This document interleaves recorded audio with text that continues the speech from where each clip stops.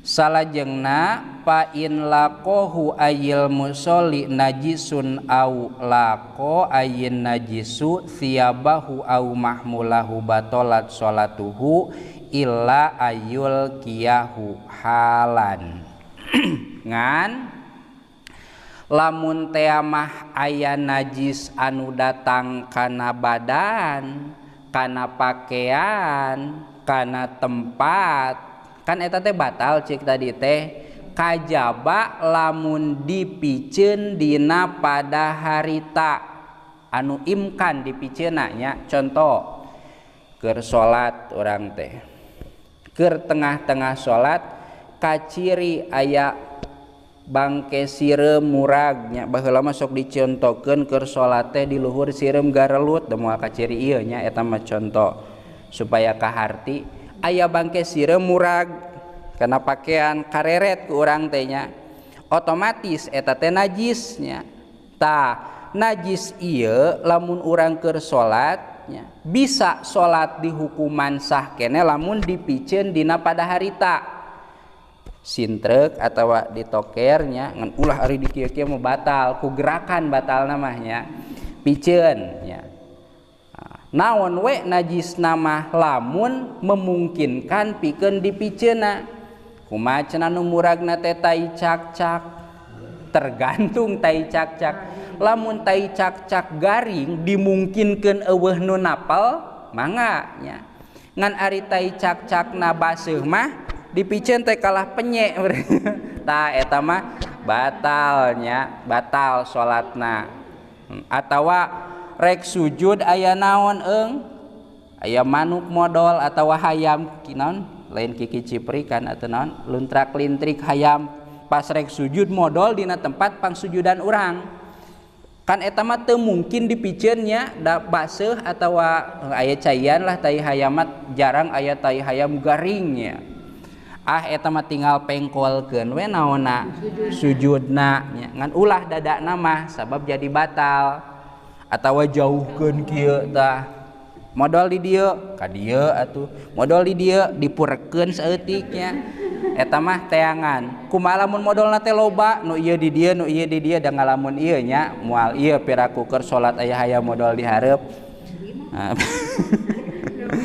pinah eta mah lamun memungkinkan pinahnya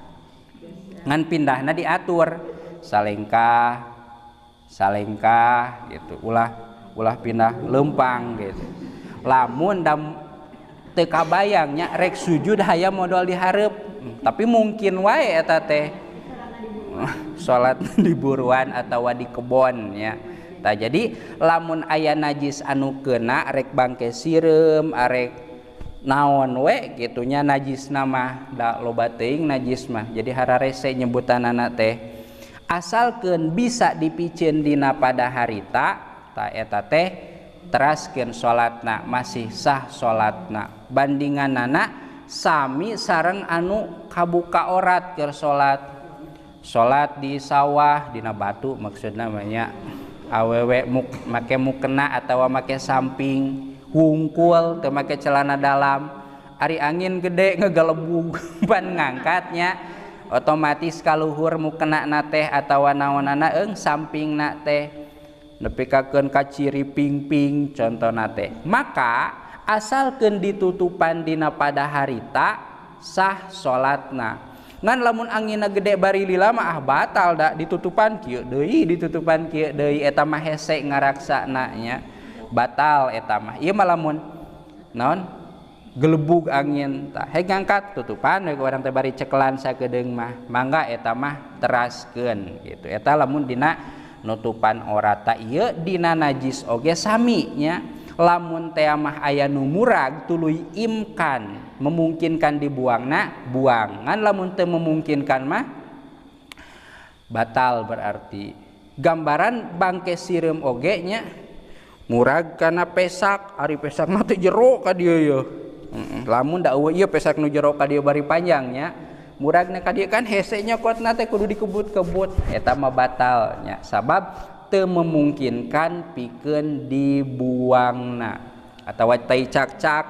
garing-garing namangan muragna kana jero pesak kan harare nyokot nanti kudu dirampaan kaburu bubuk manten mun garing teh mah eta mah batalnya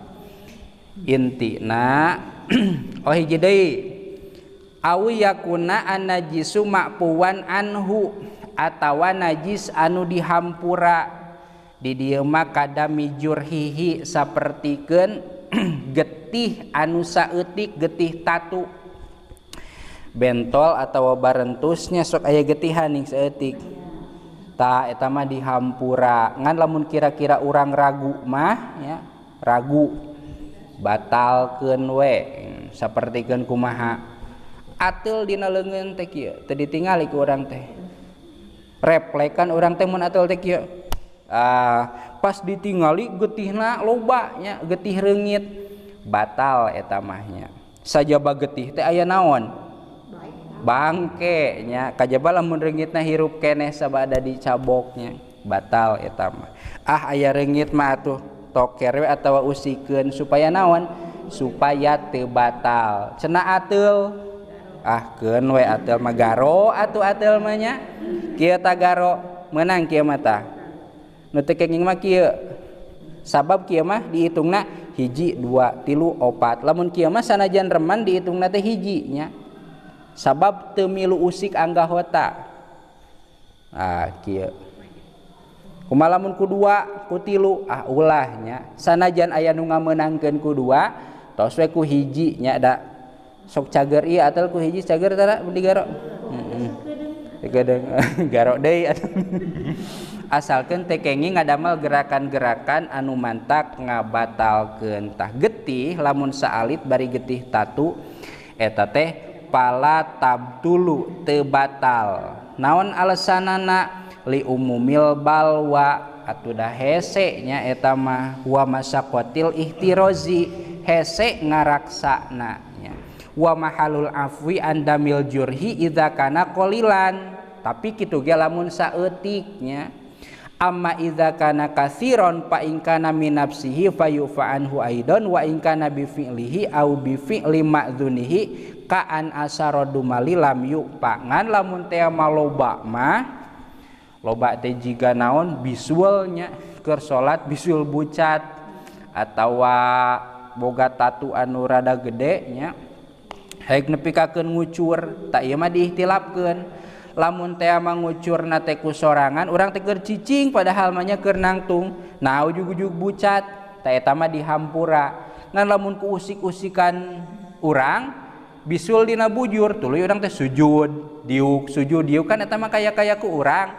heg bucat bisul teh atawa getihan bari loba teh eta mah batal keur kahati-hatian mah rek loba rek saeutik ge batal we kitu sing naon hati-hati atawa samemehna jaga-jaga heula kira-kira aya anu pibucateun urang rek salat mah bucatkeun heula we kajaba lamun teh mah madarat masyakatnya